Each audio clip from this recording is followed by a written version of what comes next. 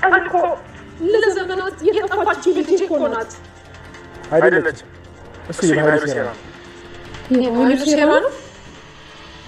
እንዴት ደስ ያደርጋል በኃይሉ።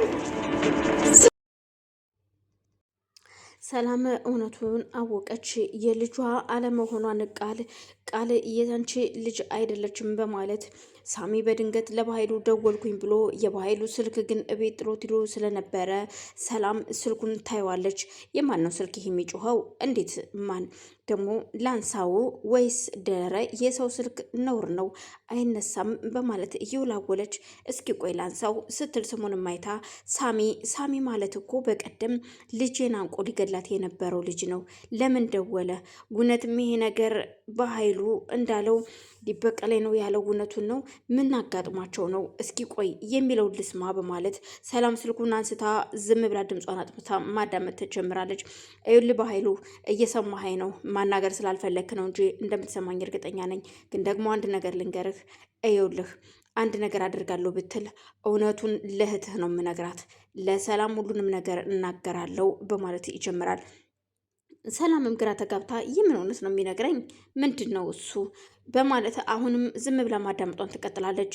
እሱም ዝም ብሎ እየሰማኸኝ ነው አይደለ በኃይሉ በማለት ደጋግሞ ሲያናግረው መልስ ሲያጣ ይውልህ አንድ ነገር በእኔ ላይ አደርጋለሁ ብለህ የምታስብ ከሆነ እመነኝ፣ ቃል የሰላም ልጅ እንዳልሆነች ለዛች ሞኝት ነው ደውዬ ሁሉ ነገር የምነግራት ሲል ይነግራታል። ሰላም ይህን ስትሰማ ትደነግጣለች። ድምጿን አጥፍታ ዝም ካለች በኋላ ቆይ ምንድን ነው እሱ ምንድን ያልከኝ በማለት ለማናገር ስትሞክር ቆይ ሰላም ነች እንዲህ ስልኩን የያዘችው ለምንድን ነው ሰላም ጋር ነው እንዲያወራሁትኝ በማለት ሄሎ ሰላም ነሽ ወይ ሲላት አዎ እኔ ሰላም ነኝ፣ እውነቱን ንገረኝ ምንድን ነው ያልከው? ያሰማሁትን ማመን አቃተኝ፣ ምን እያደረክ ነው ስትለው አዎ እንግዲህ ከሰማሽ የማይቀር እኔ ለባህሉ ያወራሁት መስሎኝ ነበረ። እውነታው ይሄ ነው እንግዲህ ሰላም ቃል ያንቺ ልጅ አይደለችም። ቃል ያንቺ ልጅ አለመሆኗን ደግሞ ወንድምሽ በኃይሉና እሷ ተመሳጥረው ነው ይህን ሁሉ የሚያደርጉት። ልጅሽ አይደለችም፣ ትክክለኛ ያንቺ ልጅሽ አለች፣ ግን ደግሞ ያው በኃይሉ ሴራ ውስጥ ስለሆነች ነው። ግን አሁን እውነታው ይሄ ነው ሲላት በፍጹም አላምንህም፣ ልትበቀለኝ ፈልገህ ነው አይደለ? እሱን ለመበቀል ፈልገህ ነው ከእሱ ጋር ስለተጣላችሁ ስትለው በፍጹም እኔ ለመበቀል ፈልጌ አይደለም። ይኸውልሽ አንቺን የሚጠላበትን ምክንያት ደግሞ ልንገርሽ። አባታችሁ ከመሞቱ በፊት ውርስ ላንቺ አውርሶ ነበረ። እናም ያወረሰሽ ውርስ እኔን ስለማይወደኝ ሰላምን ስለሚወዳት ነው ለሷ ያወረሳት። ስለዚህ እኔ ደግሞ ሰላምን ገድዬ የሆነ ንብረቷን መውረስ እፈልጋለሁ ይላል። ስለዚህ እና ታዲያ ይህንንስ ስለ አባባስ እንዴት ሊያቀቻለ ሄደች? እንዴት ነው ነገሩ? እውነትም ይሄ ነገር ኢየሱስ ሴራ ይኖርበት ይሆን? በፍጹም ወንድሜ እኮ ይወደኛል። ምን እያልክ ነው ያለኸው? እባክህን ለኔና እሱን ለማጣላት ከሆነ እንዳትሞክረው ስትለው ይኸውልሽ እኔ አንቺን ለማጃጃልና ወይም ከወንድምሽ ጋር ለማጣላት ብፈልግ በራስሽ ስልክ ነበር የምደውልልሽ። ገብቶሻል? ይሄ ደግሞ እኔ ለባህሉ ለራሱን የደወልኩትኝ። ስለዚህ ካመንሽመኝ፣ ካላመንሽ ደግሞ የራስሽ ጉዳይ። በቃ እኔ እንደሆነ እውነቱን መናገር ነው ያለብኝ በማለት ይነግራታል። ቃል ከመኝታ ቤቷ ስትወጣ ሰላም ስልክ እያወራች ስትሰማት ትደነግጣለች። ወይኔ ጉዴ ፈላ ማን ደውሎላት ነው ለሰላም ይህን ነገር ማን ሊነግራት ነው በማለት ደንግጣ በር ላይ አጮልቃ በማዳመጥ አዎ እውነት ቃል የኔ ልጅ አይደለችም። ረጅም ዓመት እኮ ስጠብቃት ስናፍቃት የነበረችው ልጅ እኮ ናት ቃል። በፍጹም ልጅሽ አይደለችም፣ ልጅሽማ ሌላ ናት ሲላት በአጋጣሚ ደግሞ ተንደርድሮ በኃይሉም ይመጣል። በኃይሉ ከውጭ ሲመጣ ግራ ተጋብቶ ስልኩን እሷ እያወራች ሲሰማ ስልኩን የሚያዘችው የሱ ስልክ መሆኑን ሲያቅ ተንደርድሮ ካጠገቡ ይሄዳል። እና እውነቱን ንገረኝ እሺ ልጅሽማ በማለት ይጀምራል። እባክህ እየጠበኩህ ነው። ትክክለኛ ልጅ ማናት? ቃል የኔ ልጅ ካልሆነች እባክህን ንገረኝ እያለች እየለመነችው እያለ በኃይሉ እየተንደርድሮ ይመጣና ስልኩን ከሰላም ጆሮ ይቀማታል። እናም ሳሚ ደግሞ ይኸውልሽ ትክክለኛ ልጅሽ በሰራተኝነት ያስገባሻት እሷ እቤትሽ ያለችዋ ናት፣ ሌላ ማንም አይደለም እኮ ማን ብሌን የምትባለዋ ናት ይላል። ግን ሰላም ስልኩን እየሰማችው አይደለም፣ ግን ክፍት መሆኑን ይስወቅ እንጂ ሰላም ስልኩን ስለተቀማች ከባህሉ ጋር አይነ ላይን ተፋጣለች። አንተ የተረገምክ ልጄን የት አድርገህ ነው ሌላ ልጅ ሰጠኸኝ? ለካ አንተ ለበቀል ነበር እንደ እህቴ የምትለኝ።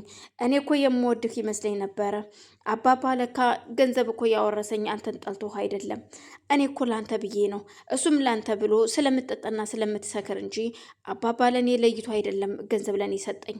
እውነቴን ነው የምልህ በኃይሉ፣ እንዴት እንደዚህ ታደርጋለህ?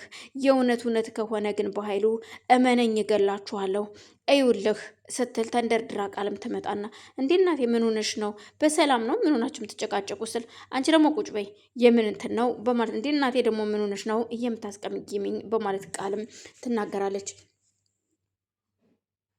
ብሌን ገነት ጋር ሄዳ ቡና እያፈላች እያለ ዳግም በድንገት ይሄዳል። ሲሄድ ሁለቱም በደስታ ይሞሉና እናትም እህትም ልጆችም ሆነው በደስታ ቡና ለመጠጣት ይዘጋጃሉ። እሱ ዳግም እናቴ ብሌን ስትመጣ ቤቱ ይደምቃል በማለት የኔ አበባ እኮ ስትመጣ ቤቱ ይደምቃል ትለዋለች። እናም በዛን መሀል ጓደኛዋ ጎረቤቷ ትመጣለች። ማለትም የበኃይሉ ወሬ አመላላሽ የሆነችው ደግሞም ከዚህ በፊት ስላገኛት ዳግም እዛ ቤት ስትገባ ድንገት ትደነግጣለች። ዳግምም ምን ልትሰሪ መጣች ደግሞ እዚህ ቤት ሲል ልጅ ምን ሆነ ነው እንዲተው እንጂ ጎረቤቴ እኮ ናት ጓደኛዬ ስትለው በፍጹም እቺ ጓደኛሽ አይደለችም፣ እቺ እኮ ማለት እኮ የበኃይሉ ወሬ አመላላሽ ናት። እዚህ ቤት በቀደም ዕለት እኮ እኔ ከዚህ ወጥታ እየሮጠች ሄደችው በኃይሉ ጋር ወሬ ለማውራት ነው። ምን እንዳወራሻት ባላቅም ግን ሄዳ ለበኃይሉ ነግረዋለች።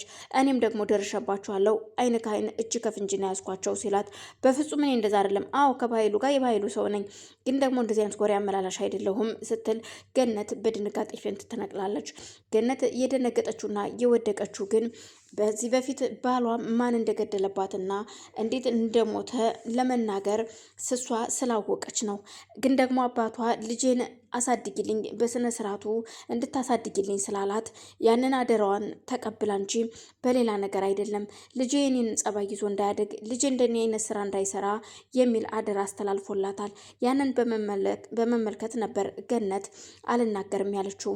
እቺ ጎረቤት ግን ወሬውን ጓደኛዬ ናት ብላ ገነት ብትነግራትም ለበኃይሉ ለመናገር ሄዳ ነበር ግን ደግሞ